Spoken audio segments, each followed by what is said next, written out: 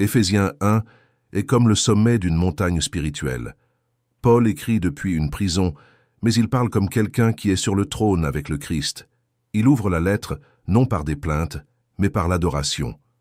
Béni soit le Dieu et Père de notre Seigneur Jésus-Christ, qui nous a bénis de toute bénédiction spirituelle dans les lieux célestes en Christ. Alors que beaucoup recherchent des bénédictions terrestres, Paul parle de bénédictions spirituelles. Tandis que beaucoup prêchent le mérite humain, Paul révèle l'élection divine. Tandis que certains se glorifient de leurs œuvres, il exalte le dessein éternel de Dieu. La vérité ignorée est qu'Éphésiens 1 détruit l'orgueil humain. Il montre que nous avons été choisis avant la fondation du monde, non par les œuvres, mais par la grâce. Il révèle que nous avons été prédestinés dans l'amour et scellés par le Saint-Esprit, et que toute gloire appartient à Dieu, non à l'homme. Celui qui comprend Éphésiens 1 verra que la foi n'est pas une œuvre d'effort, mais de révélation. Que l'identité du chrétien ne se construit pas par l'estime de soi, mais par l'adoption. Que la sécurité ne réside pas dans les sentiments, mais dans le sceau éternel de l'esprit. Restez avec moi jusqu'à la fin de cette vidéo. Nous allons plonger dans les 7 piliers d'Éphésiens 1 et découvrir la vérité que beaucoup ignorent. La vérité qui a libéré Luther, enflammé Spurgeon et éveille encore aujourd'hui les cœurs à la gloire du Christ. Dès les premières lignes d'Éphésiens 1, Paul déclare une vérité que le monde moderne et une bonne partie de l'Église préfèrent ignorer. En lui, il nous a élus avant la fondation du monde, pour que nous soyons saints et irréprochables devant lui en amour. C'est l'une des affirmations les plus sublimes et en même temps les plus scandaleuses des Écritures. Elle détruit toute notion de mérite humain, toute vanité religieuse et toute prétention à l'indépendance spirituelle. Paul ne dit pas que Dieu nous a choisis parce qu'il a vu quelque chose de bon en nous. Il dit qu'il nous a choisis avant la fondation du monde, alors qu'il n'y avait encore rien en nous à voir. Charles Spurgeon, dans un de ses sermons sur ce texte, a dit « Dieu nous a choisis avant que nous ayons fait le bien ou le mal. Il nous a aimés alors que nous n'existions pas encore. Il nous a aimés alors qu'il savait ce que nous serions. Et pourtant, il nous a choisis. Voici le miracle de la grâce. Dieu a aimé les indignes et les a transformés en enfants. Cette vérité est humiliante pour l'orgueil humain, mais glorieuse pour le cœur brisé, car elle nous rappelle que le salut ne commence pas en nous, mais en Dieu. Avant votre naissance, avant le péché d'Adam, avant le temps, il y avait déjà un plan, un décret d'amour. Et voici la vérité ignorée. Beaucoup prêchent que le salut dépend du choix de l'homme, mais Paul affirme que tout commence par le choix de Dieu. L'homme répond, mais c'est Dieu qui commence. L'homme cherche, mais c'est Dieu qui appelle. L'homme croit, mais c'est Dieu qui donne la foi. Cette élection divine n'est pas une tyrannie, c'est de l'amour. Ce n'est pas une imposition, c'est de la miséricorde. Car si Dieu avait laissé le salut à l'arbitre humain, personne ne serait sauvé. Comme l'a dit Spurgeon, Dieu n'a pas regardé l'avenir et vu que certains le choisiraient. Il a regardé et vu que s'il ne les choisissait pas, personne ne le choisirait. C'est pourquoi il les a élus dans l'amour pur.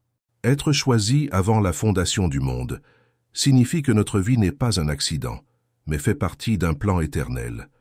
Chaque fil de notre histoire est cousu d'un dessein divin.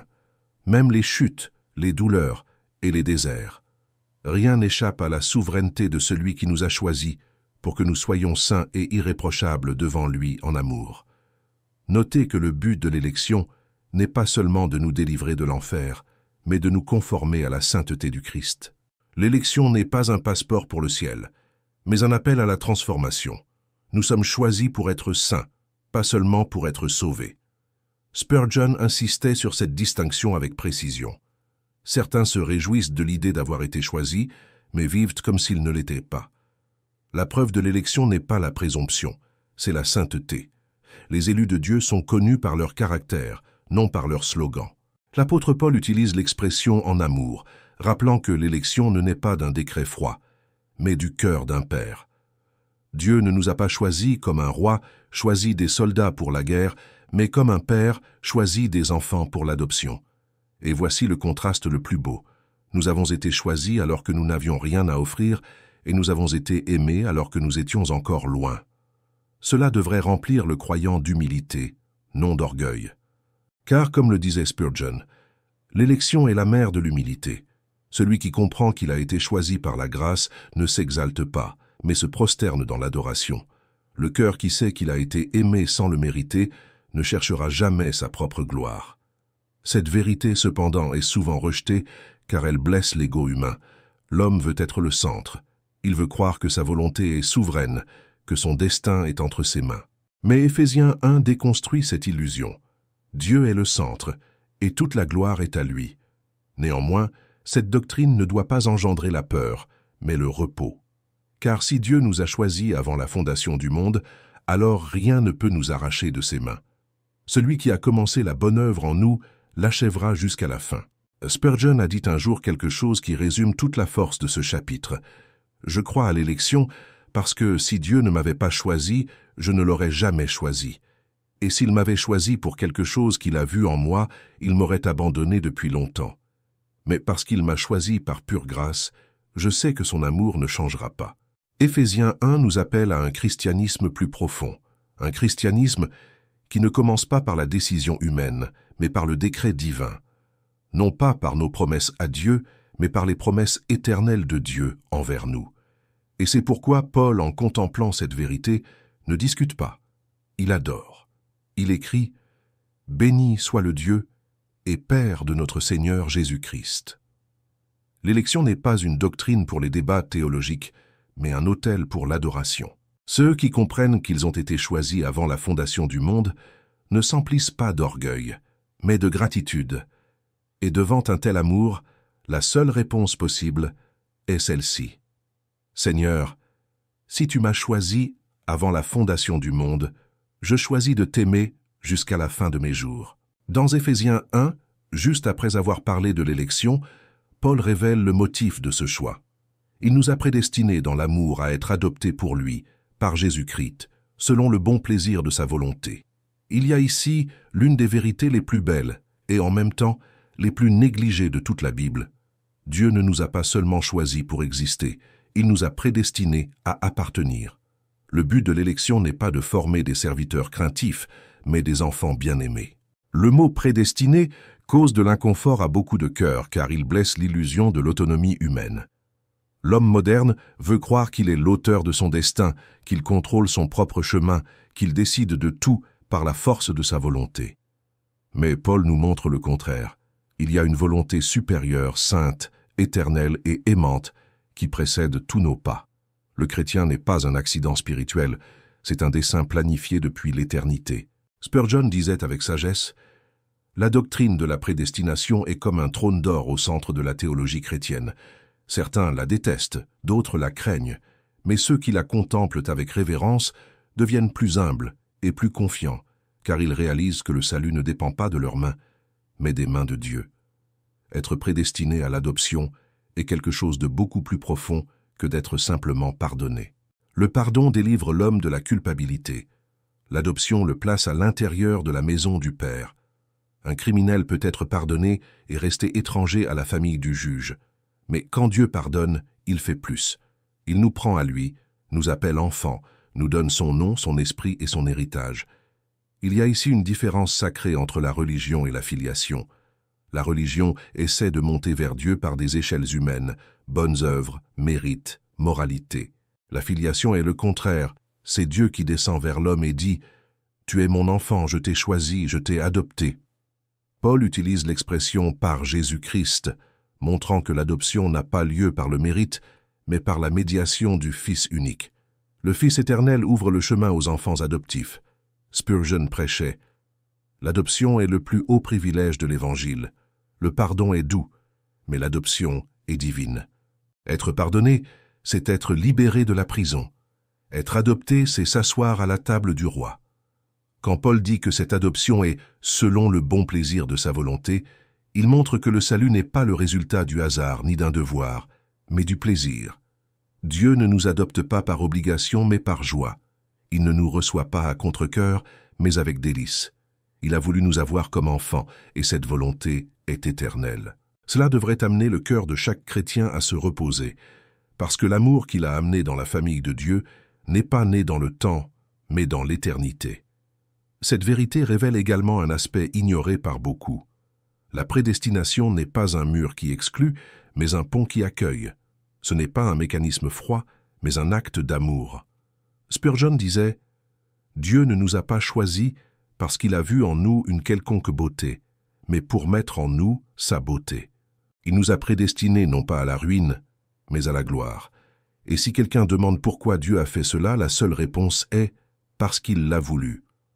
Le chrétien qui comprend cette vérité cesse de vivre anxieux à l'idée de prouver sa valeur. Il arrête d'essayer de conquérir l'amour de Dieu parce qu'il réalise qu'il l'a déjà. Avant même de naître, il était déjà aimé. Avant de croire, il était déjà désiré.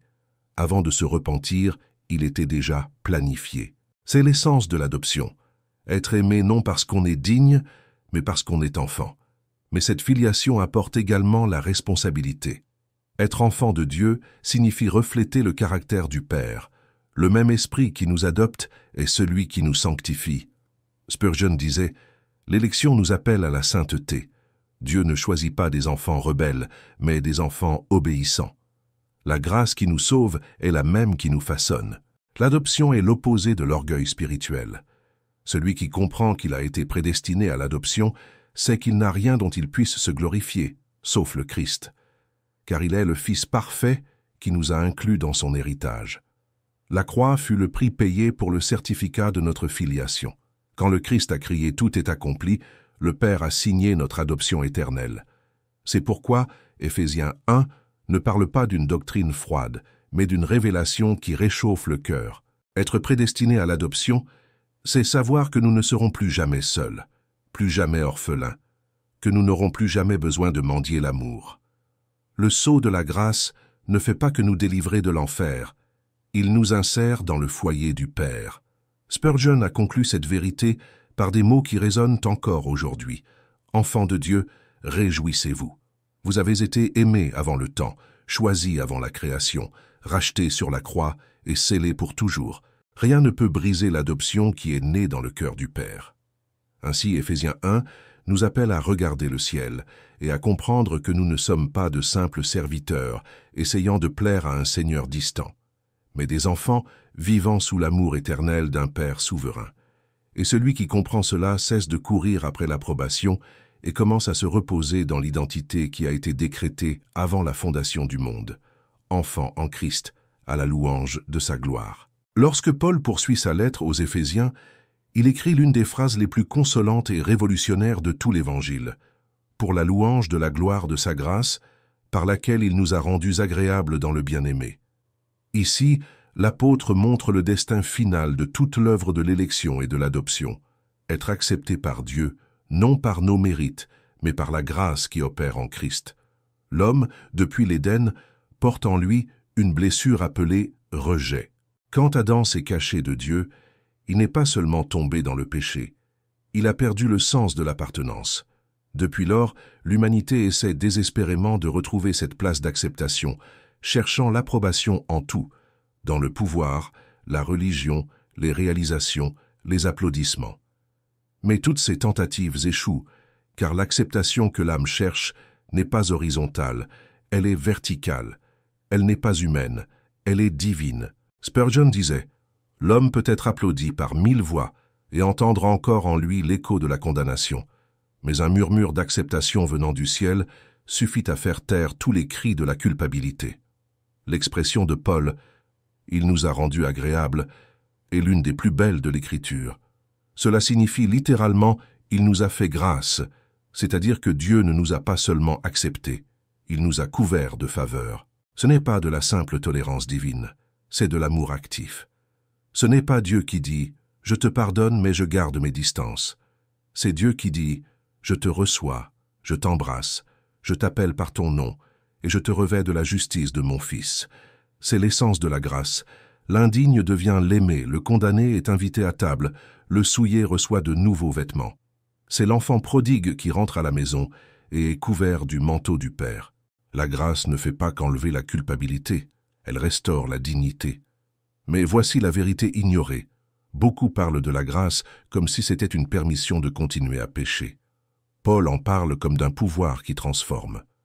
La grâce ne nous délivre pas seulement de la punition, elle nous rend nouveaux. Spurgeon alertait, « La grâce qui ne change pas l'homme n'est pas la grâce qui sauve l'homme. La vraie grâce ne fait pas que couvrir le péché, elle le crucifie. Quand Paul dit « dans le bien-aimé », il révèle le secret de cette acceptation. Dieu ne nous accepte pas pour qui nous sommes, mais pour qui est le Christ. Toute notre acceptation est cachée en lui. Cela signifie que lorsque Dieu regarde le croyant, il ne voit pas un pécheur imparfait essayant d'être bon, il voit le Fils parfait en qui le croyant est caché. Spurgeon disait « Dieu ne peut pas rejeter celui qui est en Christ, car il ne peut pas rejeter le Christ lui-même. » Cela change tout. La vie chrétienne n'est plus une tentative de conquérir l'amour de Dieu, mais une réponse de gratitude pour l'avoir déjà. Ce n'est pas travailler pour être accepté, c'est travailler parce qu'on est déjà accepté. La grâce nous libère de l'esclavage de l'approbation. L'homme qui comprend qu'il est accepté par Dieu n'a plus besoin de mendier l'acceptation des hommes. Et le but de tout cela, comme le dit Paul, est pour la louange de la gloire de sa grâce.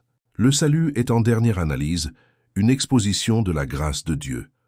La grâce est la musique que le ciel chante éternellement, et chaque âme rachetée est une note dans cette mélodie divine. Spurgeon exprimait cela avec douceur et révérence. Toute l'histoire de la rédemption est une symphonie dont le thème principal est la grâce.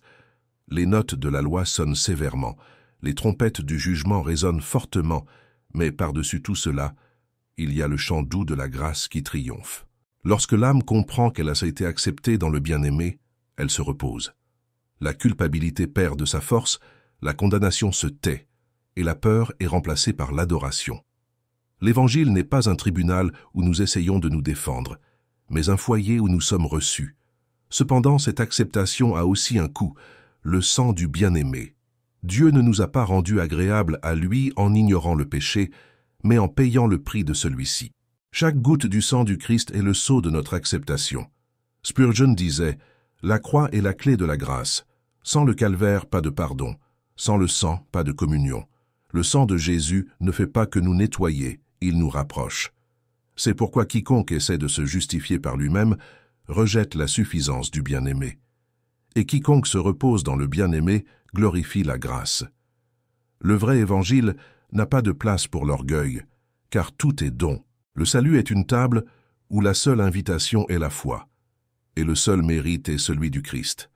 La grâce qui nous a rendus acceptables est le plus grand miracle de l'univers. C'est Dieu regardant le pécheur et disant « Tu n'es plus ce que tu as fait, tu es ce que j'ai fait en toi. » C'est le cœur du Père déclarant à l'indigne « Tu es mon enfant, et j'ai du plaisir en toi. » Spurgeon a conclu « La grâce est l'ange qui descend en enfer pour délivrer un pécheur et l'emmène aux portes du ciel en chantant « Gloire à Dieu au plus haut des cieux ».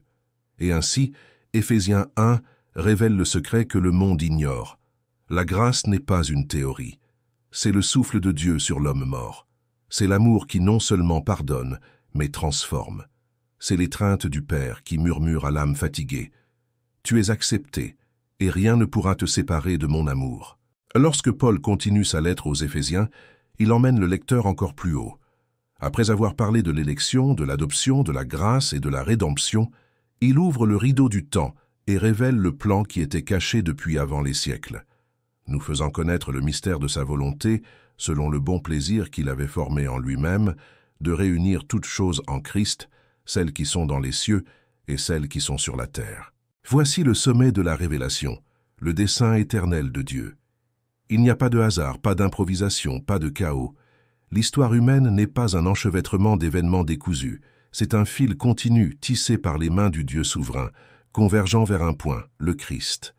Tout a été créé par lui, tout existe pour lui, et tout sera restauré en lui. Spurgeon disait « Dieu écrit l'histoire du monde avec des lignes qui, aux yeux des hommes, semblent tordues, mais qui, vues du trône, sont parfaites.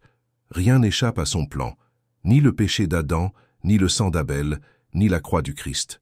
Tout sert le dessein éternel de sa volonté. L'homme moderne est offensé par l'idée d'un Dieu souverain. Il veut un univers démocratique, où le Créateur consulte la créature avant d'agir. Mais Paul dit que Dieu avait formé en lui-même, c'est-à-dire que le plan n'a pas été consulté, il a été décrété. Le conseil qui a décidé le destin de l'éternité a eu lieu au sein de la Trinité elle-même. Le Père a planifié, le Fils a exécuté, l'Esprit a appliqué. Tout ce qui existe obéit à ce flux divin. Et voici la vérité ignorée. L'Évangile ne concerne pas seulement le salut de l'homme, il concerne la gloire du Christ. Nous avons été rachetés, non pour être le centre de l'histoire, mais pour participer au plan plus grand, celui de réunir toutes choses en Christ. Le salut personnel n'est qu'une note dans la grande symphonie cosmique de la rédemption. Spurgeon prêchait avec passion. La finalité de Dieu n'a jamais été seulement de sauver l'homme, mais d'exalter le Fils. La croix est le trône où le Christ règne.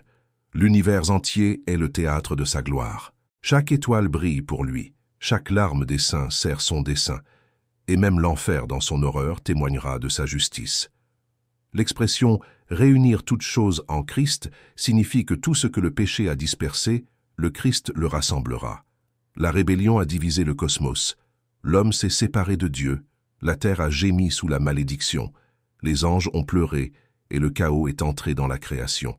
Mais dans le cœur de Dieu, il y avait déjà un plan pour restaurer l'harmonie perdue. Le calvaire fut le début de ce retour. La croix est le point de convergence de l'univers. Tout ce que le péché a fragmenté sera réuni en Christ. L'homme et Dieu, la terre et le ciel, le temps et l'éternité. Il est le centre de la réconciliation cosmique, l'axe invisible autour duquel toutes les époques tournent. Spurgeon disait « Si vous voulez comprendre l'univers, ne regardez pas le ciel, regardez le calvaire. Là se trouve le centre de gravité de toute chose. » Mais ce dessein éternel est en même temps consolation et confrontation. Consolation, car il montre que rien n'est vain. Ni les pertes, ni les douleurs, ni les retards. Tout est imbriqué dans un plan qui ne faillira jamais. Confrontation, car il nous rappelle que la vie ne nous concerne pas, elle le concerne. La grâce ne nous place pas sur le trône, elle nous invite à nous agenouiller devant le seul roi. La doctrine du dessein éternel de Dieu est l'encre de la foi et le tombeau de l'orgueil. L'homme qui comprend que tout vient de Dieu, tout passe par Dieu et tout revient à Dieu, cesse de se plaindre et commence à adorer. Spurgeon disait « Celui qui croit à la souveraineté de Dieu ne craint pas les tempêtes. Il sait que chaque vague qu'il atteint a d'abord été permise par le trône. » Et il y a quelque chose d'encore plus sublime dans ce texte. Paul ne parle pas seulement d'un plan cosmique, mais d'un plan personnel. Le Dieu qui meut les étoiles dirige aussi les détails de votre vie. Le même Christ qui gouverne les galaxies guide les pas de ses élus. Le dessein éternel est à la fois grandiose et intime. Spurgeon disait « Rien n'est petit pour le Dieu éternel. Celui qui maintient l'univers en ordre ordonne aussi le battement de votre cœur. Et s'il a un plan pour les étoiles, il a certainement un plan pour vous. » C'est la réponse qui fait taire le désespoir humain. Lorsque le croyant comprend qu'il fait partie de quelque chose d'éternel, il cesse de vivre pour des objectifs passagers. La souffrance devient une école, l'attente devient de l'adoration et la foi devient du repos. Le dessein éternel de Dieu est le sol où l'âme trouve la stabilité. À la fin, tout convergera en Christ. Les empires tomberont, les idéologies s'écrouleront, l'orgueil des hommes sera réduit en poussière, mais le nom de Jésus demeurera. Et lorsque l'univers entier sera réuni au pied de l'agneau, nous comprendrons pleinement ce que Paul a voulu dire, de réunir toutes choses en Christ. Spurgeon a conclu avec révérence, « Si le dessein de Dieu est de glorifier son Fils, alors mon dessein est le même. Je vivrai, je mourrai et je ressusciterai pour cela. Que le Christ soit tout en tous. » Ainsi, Éphésiens 1 nous mène au point le plus élevé de la foi. Comprendre que la vie ne concerne pas l'homme qui cherche Dieu, mais le Dieu qui a révélé son Fils. Toute l'histoire est une rivière qui coule vers le Christ, et tout cœur qui l'aime devient une partie de cette rivière éternelle, coulant vers la mer infinie de la gloire de Dieu.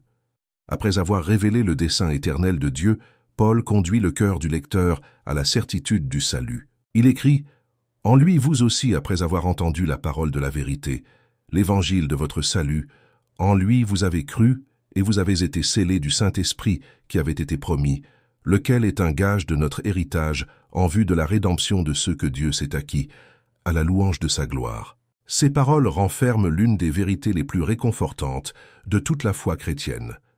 Le Saint-Esprit est le sceau qui garantit que l'œuvre de Dieu en nous est vraie, irréversible et éternelle.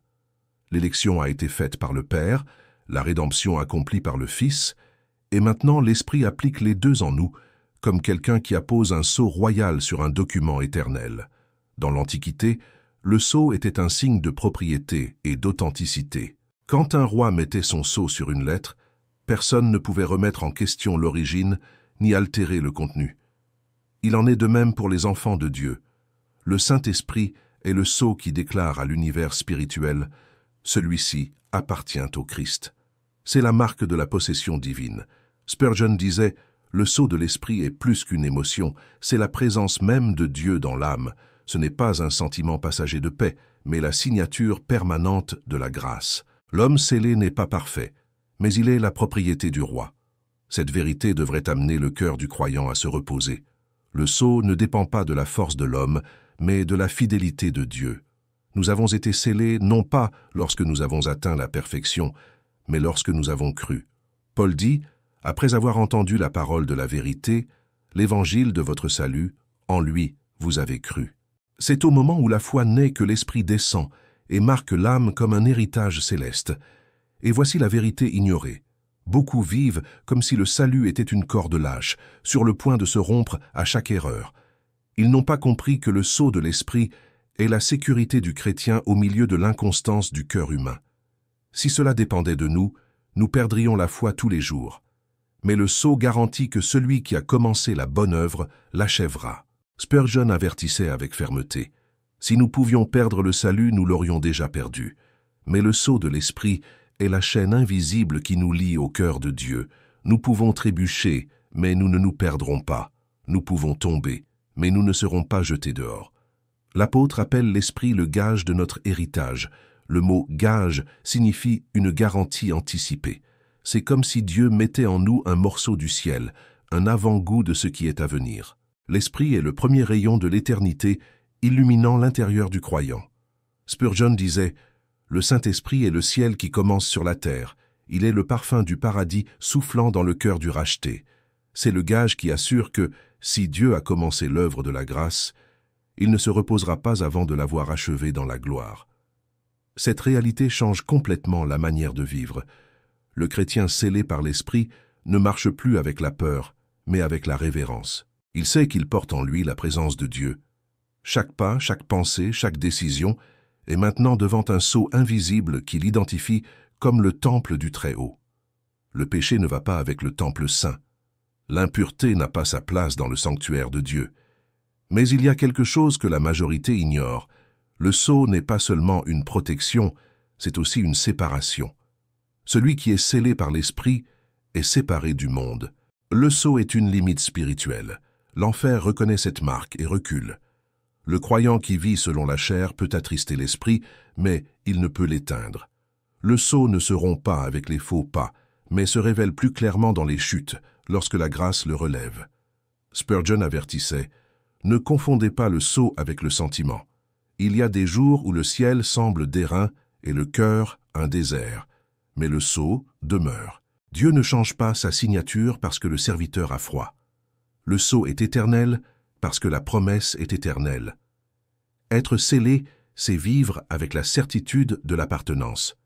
C'est se réveiller tous les jours en sachant qu'il y a une présence en vous qui ne vous abandonnera jamais. C'est marcher à travers les vallées et les montagnes spirituelles en sachant que la même main qui vous a choisi et racheté vous garde maintenant jusqu'à la fin. Cette sécurité, cependant, ne doit pas engendrer l'arrogance, mais l'humilité. Le sceau est un don, non une conquête. Nous n'avons pas été marqués parce que nous le méritons, mais parce que nous avons été aimés. La fonction du sceau n'est pas de nous rendre orgueilleux, mais reconnaissants. Spurgeon a conclu cette vérité avec tendresse. Le sceau de l'Esprit est le soupir de Dieu disant au cœur de l'homme « Tu es à moi ». Et lorsque le croyant comprend cela, il peut affronter le monde, le diable et la mort en disant « J'ai été scellé pour la gloire. Aucune main humaine ne peut effacer ce que Dieu a écrit dans mon être. » Éphésiens 1 nous montre par conséquent que le Saint-Esprit n'est pas seulement une influence, mais une personne vivante, habitant en nous comme le gage de l'héritage futur. La vie chrétienne n'est pas soutenue par la force de l'homme, mais par la présence divine qui l'accompagne. Et le sceau que Dieu a placé sur son peuple est le même sceau qui le conduira jusqu'au jour de la rédemption. L'âme scellée ne craint pas l'avenir, car elle porte en elle l'esprit qui gouverne le temps. Et lorsque le jour final arrivera, et que l'agneau ouvrira les livres, il y aura un son familier dans le ciel, le son du sceau de l'esprit témoignant. Celui-ci est mien, celui-ci a été racheté par le sang, celui-ci appartient au roi.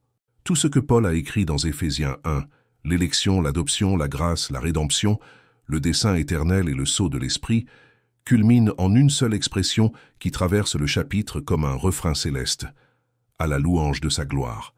3 fois l'apôtre répète cette phrase comme pour dire au lecteur « Ne vous y trompez pas, tout cela ne vous concerne pas, cela le concerne, lui ».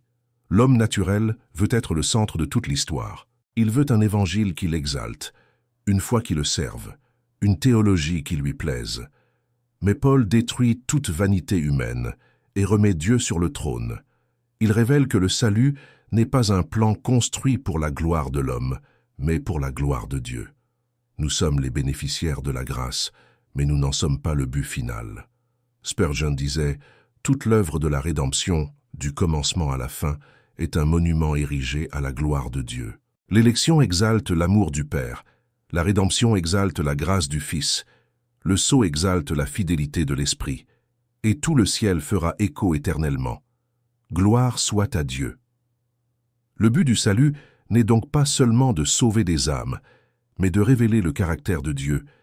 Chaque attribut divin est exposé dans la rédemption comme dans un vitrail parfait, la justice qui punit, la miséricorde qui pardonne, la sagesse qui planifie, la puissance qui exécute, la grâce qui soutient. La croix est le miroir dans lequel l'univers voit la gloire de Dieu reflétée dans le sang. Mais voici la vérité ignorée. Beaucoup ont transformé la foi en une quête d'auto-amélioration, en un système pour obtenir des bénédictions ou échapper à des problèmes. Peu comprennent que la raison ultime de notre existence est de vivre à la louange de la gloire de Dieu. Cela signifie que même la douleur a un dessein, même l'attente est de l'adoration, même les larmes sont des instruments de louange lorsqu'elles sont soumises au trône. Spurgeon disait « Si Dieu m'appelle à souffrir, alors je souffrirai pour sa gloire. S'il m'appelle à prêcher, je prêcherai pour sa gloire. S'il m'appelle au silence, je me tairai pour sa gloire. Car le vrai chrétien vit pour un seul objectif, que le Christ soit glorifié, que ce soit par la vie, que ce soit par la mort. » Cette vérité transforme tout. L'œuvre la plus simple, faite par amour pour Dieu, a plus de valeur que le sermon le plus éloquent prêché par vanité. Le laboureur qui prie en travaillant et le prédicateur qui pleure en servant construisent tous deux pour le même but, que la gloire de Dieu soit vue sur la terre comme elle est au ciel. Quand Paul dit « à la louange de sa gloire », il ne demande pas que nous fassions quelque chose de nouveau, mais que nous reconnaissions ce qui est déjà fait.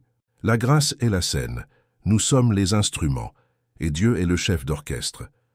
La mélodie du salut joue depuis l'éternité passée et continuera de résonner dans l'éternité future. Notre rôle est d'accorder notre cœur à la bonne note, la louange. Spurgeon a résumé toute la théologie en une phrase. La gloire de Dieu est le but de la création, le motif du salut et la fin de l'histoire. Tout ce qui existe, anges, étoiles, mer, hommes, existe pour ce dessein. Même le mal vaincu et humilié servira la gloire finale de la justice divine. Le chrétien qui comprend cela cesse de vivre dans le désespoir. Il peut traverser les vallées et dire encore « à la louange de ta gloire ». Il peut être trahi, oublié, blessé, et rester pourtant ferme, car il sait qu'un dessein plus grand soutient tout. Et lorsque ce dessein est révélé, le cœur ne demande pas d'explication, il s'incline dans l'adoration. Spurgeon disait « Le louange est le respire naturel du cœur racheté ». Ce n'est pas une tâche imposée, c'est un besoin vital. L'homme sauvé doit glorifier Dieu, de même qu'un oiseau doit chanter. À la louange de sa gloire est aussi la réponse à l'anxiété qui tente de dominer le croyant. Quand tout semble échapper au contrôle, cette phrase est le rappel que rien n'est hors du plan divin. Dieu n'a pas perdu le gouvernement, il règne dans la sagesse, même lorsque le monde s'écroule. Chaque miracle et chaque larme servent le même roi, et à la fin, toute langue confessera qu'il est Seigneur. C'est pourquoi, pour Paul, le christianisme n'est pas une religion d'effort humain, mais une célébration de ce que Dieu a déjà fait. Le Père nous a choisis, le Fils nous a rachetés, l'Esprit nous a scellés, tout à la louange de sa gloire. La vie chrétienne est une réponse de gratitude à cette réalité éternelle. Spurgeon a conclu ce mystère par des mots qui semblent faire écho à Éphésiens 1. Quand le chrétien arrivera au ciel, il ne se glorifiera de rien de ce qu'il a fait. Il dira seulement « C'est la grâce qui m'a choisi, le sang qui m'a racheté et l'Esprit qui m'a gardé. Gloire soit à Dieu. » Et ainsi, Éphésiens 1 se termine comme il a commencé, par l'adoration. Il n'y a ni plainte, ni doute, ni peur, seulement la louange. L'apôtre emprisonné écrit comme quelqu'un qui est déjà libre, l'homme marqué par la douleur parle comme quelqu'un qui habite déjà dans l'éternité. Il comprend le secret de la foi. Tout commence en Dieu, tout passe par Dieu, tout se termine en Dieu.